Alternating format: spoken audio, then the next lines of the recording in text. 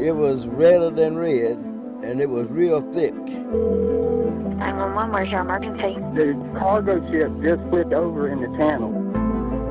Nearly 100 homes in Glynn County are still evacuated. They didn't give us any information. Profit and destroy. Marshes, beaches, and live oaks cover Glynn County, Georgia. But just as much a fixture of the landscape, the county's numerous industrial facilities.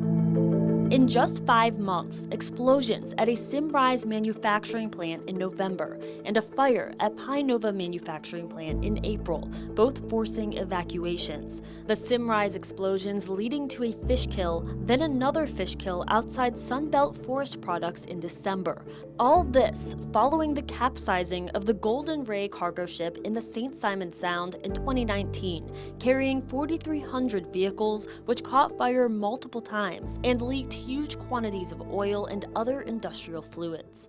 These explosions and problems aren't happening far away out of sight. We're in a neighborhood where the latest plant explosion happened in their backyards. The smell for me was very intense for days. Anita Collins grew up in Brunswick and is a leader in her neighborhood, which includes government housing across the fence from Pine Nova. Some residents have had health issues, headaches, burning eyes, breathing. The Pine Nova plant, which makes wood resin, has operated about 1.5 miles from downtown Brunswick for more than 100 years, formerly under the company Hercules. Hercules produced the pesticide toxaphene until 1980, according to the company.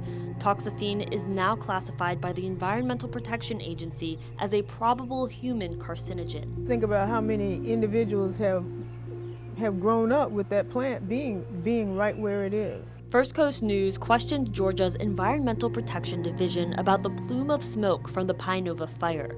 They say air readings from 3 locations don't show any emissions that exceed the plant's permitted levels.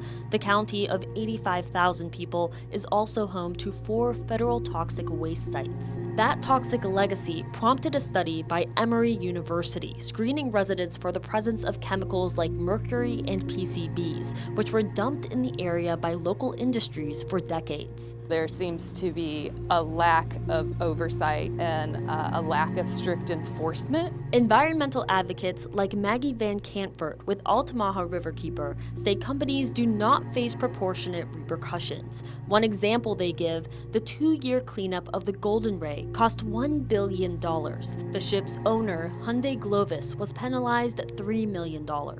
The marsh provides extreme environmental services to the world, and that needs to be protected.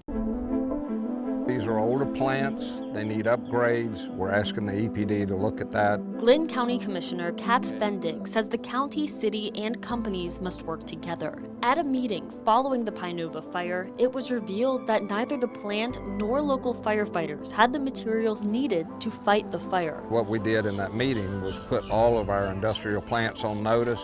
Number one, they're going to have to make arrangements to store foam on site that's appropriate to the type of chemicals that they're messing with. We were not prepared. The plant wasn't prepared.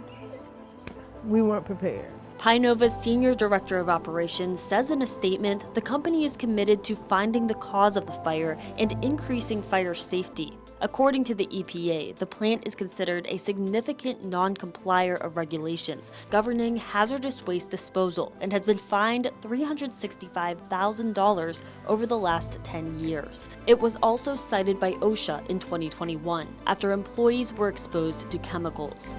But Pine Nova is just one of Glynn County's many industrial facilities. The fire there, only the most recent problem. What we're talking about is legacy pollution in this county. Neighbors like Collins say it's up to local, state, and federal officials, as well as companies, to stop the next disaster before it happens. Renata Di Gregorio, First Coast News, on your side.